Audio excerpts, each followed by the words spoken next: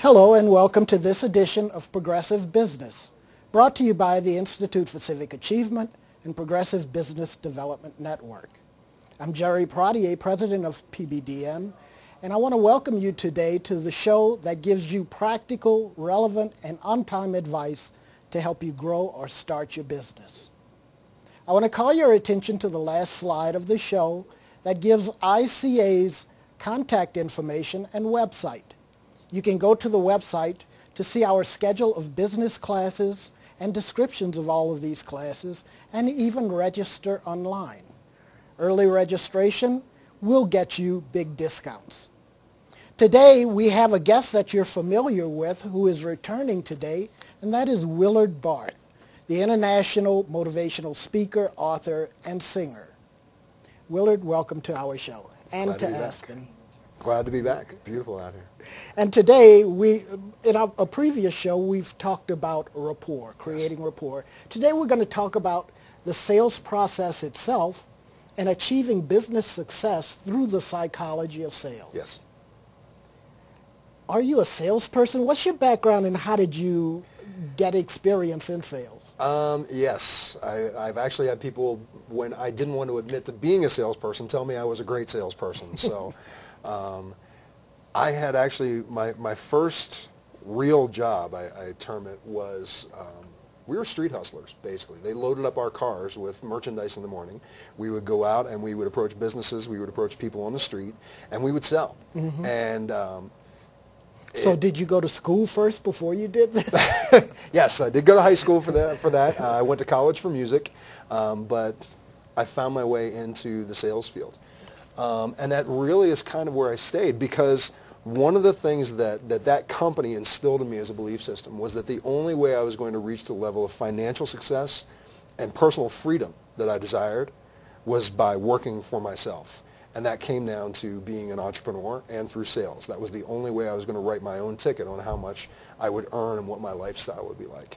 And it's been about 22 years, 23 years that it's either been a sales type of job or running my own business, which was involved in selling products or services. Mm-hmm. Now I'm going to ask you a rather silly question because most people know the answer to it, but there are some misguided ideas out there. What is the sales process and how is it developed? Well, and I'm glad you asked that, because my answer conflicts when I walk into a lot of businesses to teach them with what they believe the answer to the sales process is. My belief in what I teach is that the process people do not recognize is that people buy for emotional reasons and they justify with logical. Most sales courses that I've been introduced to, they're teaching you a logical process of how to walk somebody through a sale. Mm-hmm. But the reality I've found is, again, it's the psychology behind it. And understanding whether it's what you had for breakfast today, whether it's the car you drive, the clothes you're wearing, the house you live in, you didn't buy it. You may have justified it and think you bought it for this logical layout, but you bought it specifically for the way that it made you feel. And everyone is looking to feel different emotions when they're making those purchases. So how you develop that process is really being able to step out of your model of the world, being the salesperson, and really elicit from your client what emotion that they are trying to attach to the need. To the need. And how they logically justify it, and then be able to show them how your product fills that emotion, stirs that emotion, and how it logically is justified. That's the sales process from my perception. Okay, just to make this perfectly clear to our viewers, what is a definition of the model of the world? Model of the world is every one of us grows up in a household, a community, social services, educational system, jobs that frame how we look at the world. I like to use this example when I'm doing it in a room full of people, and I think we did this when we were in New Jersey, of having people who have glasses exchange glasses and look through the other person's glasses. Because we come up believing, belief systems, again, the psychology behind things, that X means Y, when we walk into a situation, we have a preconceived notion of what it means.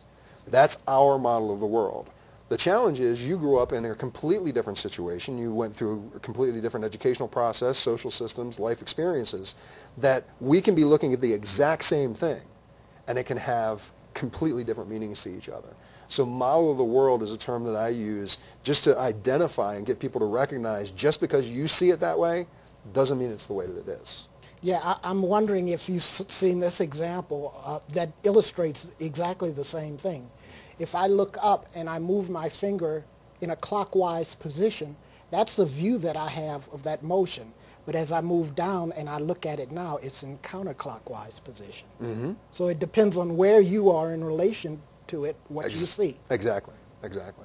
Good. So what is your psychology of sales? Well, the psychology of sales is being aware of that and actually understanding two parts of psychology. First off is, what are your belief systems that you're bringing to the table when you're dealing with people? Are you looking to be a servant leader? Are you looking to make sure that their interests are best served? Or are you just looking to make a sale? You know, that's the one aspect of the psychology of sales, because there's a process regarding how we achieve results in our life based on what our belief systems are, based on what our psychology is. Our psychology, our belief system, our attitudes determine what type of potential we tap into. That determines what type of action we take, which determines what type of results that we get. So many people are taught that it's the close that you use or it's the introduction that you use that's the important part of the sales. My belief is it's about getting deeper. It's about understanding that the sales is internal and psychological from your aspect and then also from your clients, because again, they're looking to have certain emotional needs met. And the other thing about the psychology of it is that studies have shown that people's defensives automatically come up when they're approached by a salesperson. Mm-hmm. We were having the discussion yesterday at lunch with our friend Tom, and he was saying that as soon as he starts hearing specific phrases, specific approaches, he just sits back and goes, no, not happening. Mm-hmm. As a salesperson, as a business owner, that's another part of psychology that you have to understand and look at and go, I'm already coming into somebody who wants to defend and battle from things. So how do I show them that I'm here to serve them and that it's not about me getting their money. It's about me making sure they get for their money what they came for.